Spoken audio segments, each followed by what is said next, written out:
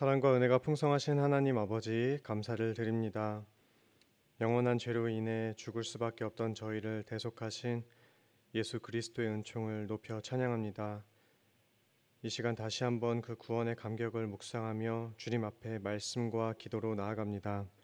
생명의 근원이 되시는 주님의 말씀을 더욱 사모하게 하시고 말씀을 통해 주신 능력 힘입고 기도로 응답의 역사를 맛보며 주님 보시기에 바른 삶을 살아가는 복된 이 하루가 되게 하여 주시옵소서. 말씀으로 영혼이 새롭게 되고 기도로 견고해지는 이 시간 되게 하셔서 하늘의 신령한 것들로 충만함을 덧입는 은총이 있게 하여 주시옵소서. 더불어 나라를 위해서 또 교회를 위해서 기도해야 할 것들이 많습니다. 주님, 연약한 저희들 주님의 오른손으로 붙들어 주시고 은혜 위에 은혜를 더하여 주시는 이 시간 되게 하여 주시옵소서. 감사드리며 사랑이 많으신 구주 예수님의 이름으로 기도드리옵나이다. 아멘. 함께 찬송가 67장 찬양하시겠습니다.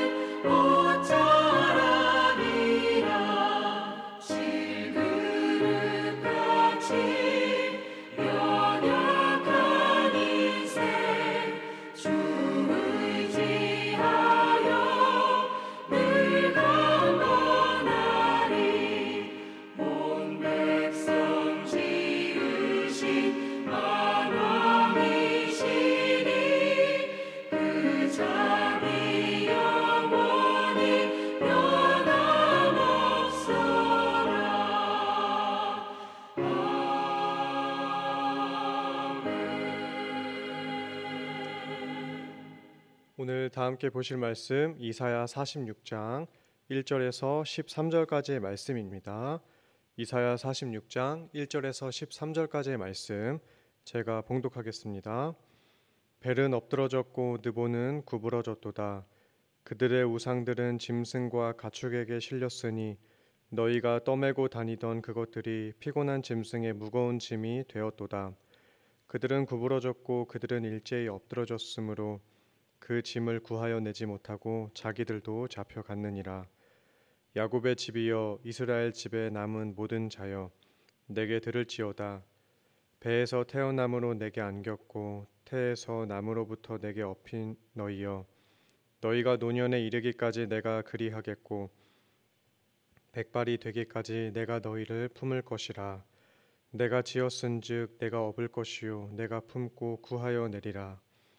너희가 나를 누구에게 비기며 누구와 짝하며 누구와 비교하여 서로 같다 하겠느냐. 사람들이 주머니에서 금을 쏟아내며 은을 저울에 달아 도금장이에게 주고 그것으로 신을 만들게 하고 그것에게 엎드려 경배하며 그것을 들어 어깨에 메어다가 그의 처소에 두면 그것이 서 있고 거기에서 능히 움직이지 못하며 그에게 부르짖어도 능히 응답하지 못하며 고난에서 구하여 내지도 못하느니라. 너희 패역한 자들아, 이 일을 기억하고 장부가 되라. 이 일을 마음에 두라. 너희는 옛적 일을 기억하라. 나는 하나님이라. 나 외에 다른 이가 없느니라. 나는 하나님이라. 나 같은 이가 없느니라. 내가 시초부터 종말을 알리며 아직 이루지 아니한 일을 옛적부터 보이고 이르기를 나의 뜻이 설 것이니 내가 나의 모든 기뻐하는 것을 이루리라 하였노라. 내가 동쪽에서 사나운 날짐승을 부르며 먼 나라에서 나의 뜻을 이룰 사람을 부를 것이라. 내가 말하였은즉 반드시 이룰 것이요 계획하였은즉 반드시 시행하리라. 마음이 완악하여 공의에서 멀리 떠난 너희여 내게 들으라. 내가 나의 공의를 가깝게 할 것인즉 그것이 멀지 아니하나니 나의 구원이 지체하지 아니할 것이라. 내가 나의 영광인 이스라엘을 위하여 구원을 시온에 베풀리라. 아멘. 어제 본문에서 우상과 그에 대한 숭배를 고발했던 이사야 선지자는 이제 구체적으로 바벨론의 우상인 마르드과 느보의 무력함을 이야기하면서 그것을 숭배하는 것의 허무함을 알려주고 있습니다. 1절부터 보시면 벨은 엎드러졌고 느보는 구부러졌습니다. 벨은 바벨론의 신 마르둑을 가리키는데요. 주라는 의미로 벨이라는 칭호가 붙여졌습니다. 느보는 이 벨의 아들인 신인데 점성학과 과학, 저술의 신, 지혜의 신을 의미했습니다. 그 당대 최고의 지식과 지혜를 가리키는 신이었습니다. 이 느보를 그리는 벽화 같은 것을 보면 기둥 위에 쐐기 모양이 그려져 있는데요. 상형 문자나 점성학에 사용되던 관측 기구입니다. 신과 관측 기구가 같이 보이면서 어떠한 신인지를 보여주는 벽화도 있습니다. 점성학 같은 것들이 그 옛날부터 발달하고 또 자기들이 섬기는 신의 상징 중 하나를 그 당시에 최강의 과학과 연관시키는 것을 보면 지금이나 그 옛날이나 사람이 무언가를 관측할 수 있는 도구인 과학은 항상 신격화되는 성질을 가지고 있습니다. 정확히 말하자면 과학이 문제가 아니라 과학이 만능하다는, 과학으로도 신이 발견되지 않으면 신은 존재하지 않는 것이라는 과학주의가 문제인데요. 오늘 본문에서는 이 모든 우상들이 얼마나 무기력한지를 잘 보여주고 있습니다. 이 바벨론의 신들은 구부러졌습니다. 뿐만 아니라 짐승과 가축에게 실려 짐승들의 무거운 짐이 되고 있습니다. 여기서 가축에게 실렸으니 할 때 실린다라는 의미는 자신을 맡긴다, 누구의 소유에 속한다는 의미가 있습니다. 신인데 짐승의 소유에 속하고 있는 모습을 지금 그리고 있습니다. 그러니까 숭배자가 자기가 믿는 신에게 자신을 맡기고 신의 소유가 되는 것이 아니라 신이 숭배자들에게 자신을 맡기고 있는 무기력한 그와 같은 반대 현상이 벌어지고 있는 것입니다. 이처럼 우상은 숭배자들에 의해 움직이는 물건에 불과해서 오히려 짐승과 사람에게 짐짝처럼 무거움만 더해줄 뿐입니다. 자기 백성은 물론이고 스스로도 구원시키지 못하는 무능함을 잘 보여주고 있습니다. 반면에 우리 하나님은 자기 백성을 지켜 보호하시는 분입니다. 3절부터 보시면 그들은 하나님에게서 태어났고 하나님께 안겼고 업혔습니다. 그리고 주님께서 그들을 품으신다라고 반복해서 말씀을 하고 있습니다. 이스라엘이 바벨론의 포로가 된 것은 이스라엘을 향한 아버지의 사랑이 부족하거나 하나님의 능력이 모자라기 때문이 아니었습니다. 그것은 순전히 백성으로서 합당한 삶을 살지 못했기 때문이었습니다. 사람의 인생을 생각해 보면 우리가 어렸을 때는 부모님께서 우리를 업어 키우시고 품에 안아주시지만 이제 나이가 들고 부모님께서 연로해지시면 장성한 자녀가 부모님을 품습니다. 그러나 하나님은 다릅니다. 우리가 하나님을 품을 순 없고 하나님께서 일방적으로 자기 백성을 품에 안아주십니다. 신명기 1장 31절을 보면 광야에서도 너희가 당하였거니와 사람이 자기의 아들을 안는 것 같이 너희의 하나님 여호와께서 너희가 걸어온 길에서 너희를 안으사 이곳까지 이르게 하셨느니라 말씀하고 있습니다. 하나님의 백성들을 아들을 안는 것 같이 안으셨다. 그렇게 표현합니다. 우상은 결국 쓸모없는 무거운 짐짝이 되어버리지만 주님은 우리를 언제나 품어주시는 분입니다. 이와 같은 하나님께 우리의 인생을 과감하게 내어 맡기고 그 품에서 평안을 누릴 수 있는 이 복된 하루가 되시기를 간절히 소원합니다. 5절부터는 우상과 비교되지 않는 주님의 절대적이고 유일한 성격을 말하고 있습니다.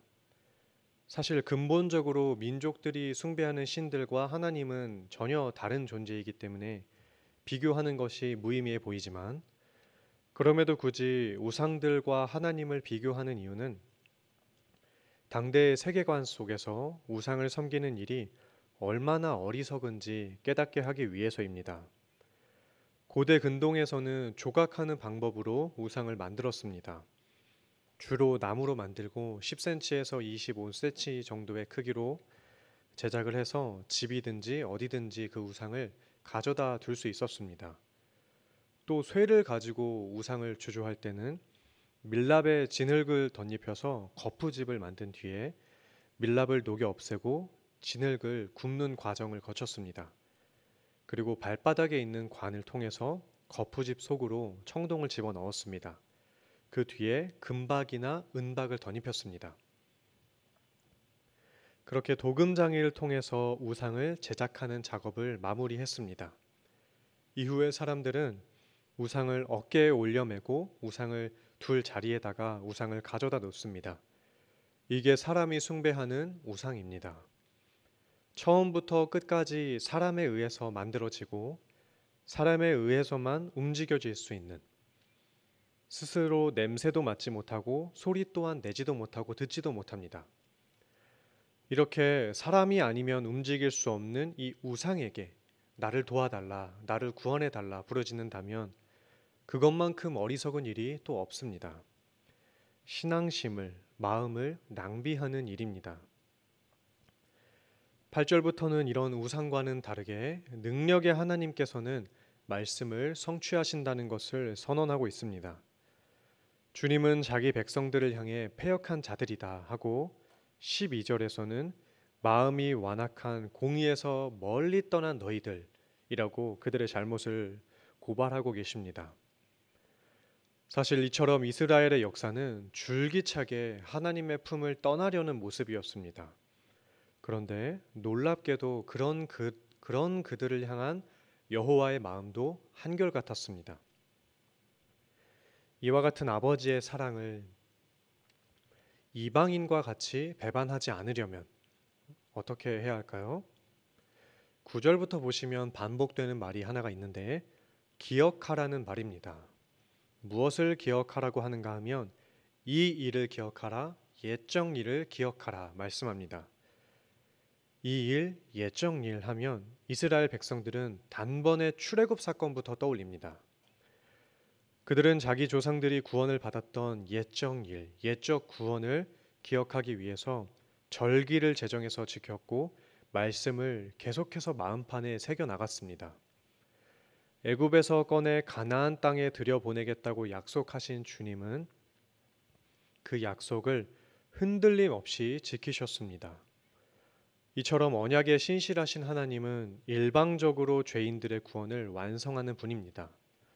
이것이 우리 아버지의 의로움입니다. 이러한 은혜를 입은 백성들은 하나님만 사랑하고 주님만 섬기고 그분을 따라 그 의를 구하면서 살아갈 수 있어야 합니다. 이를 위해서 우리 또한 언약 백성을 살리시고 그것을 구원하시는 역사를 우리가 기억하고 이를 통해 그분의 사랑이 무엇인지 알아가며 주님만 신뢰할 수 있어야 합니다. 이 당시 하나님의 백성은 주님의 의로우심에서 멀리 떠났지만 오늘 말씀은 다시 한번 주님의 공의를 가깝게 할 것이다 말씀하고 있습니다. 그러면서 주님의 구원이 지체되지 않을 것이다 이야기합니다. 이스라엘은 멀리 떠났지만 하나님은 그들 곁을 떠나지 않으셨기 때문에 그들을 여전히 마음에 품고 계시기 때문에 그들에게 있어 구원은 멀리 있는 것이 아니었습니다. 이러한 내용의 말씀 선포는 당시 포로 생활을 하며 낙심하고 있는 이스라엘 백성들에게 커다란 감격을 가져다 주었을 것입니다. 오늘 우리에게도 주님은 우리에게서 멀리 계시지 않습니다.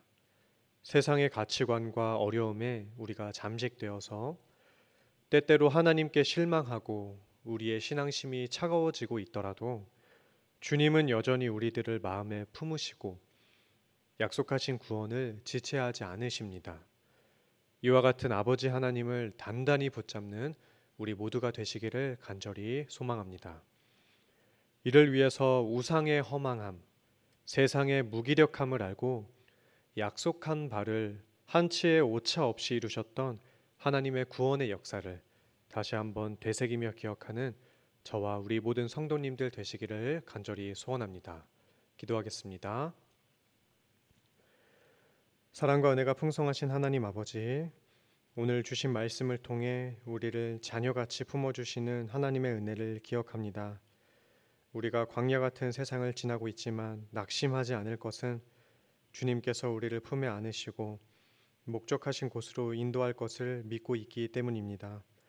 그와 같은 주님께 우리 인생을 내어 맡기고 온전히 주님만 의지할 수 있는 참된 믿음의 백성이 되게 하여 주시옵소서. 이 땅 가운데에서 허탄한 것을 따르지 않고 오직 말씀의 성실한 삶을 살아가길 원합니다. 우리 마음의 중심이 오직 주님께 있게 하여 주시옵소서. 이 시간 우리의 필요와 쓸 것 또한 주님께 아뢰입니다. 하나님의 경영을 통해서 우리 교회와 또 각 가정과 생업과 학업을 이어가는 은혜가 있게 하여 주시옵소서. 오늘 하루 우리의 삶을 온전히 주님께 의탁드리오며 사랑이 많으신 구주 예수 그리스도의 이름으로 기도드리옵나이다. 아멘.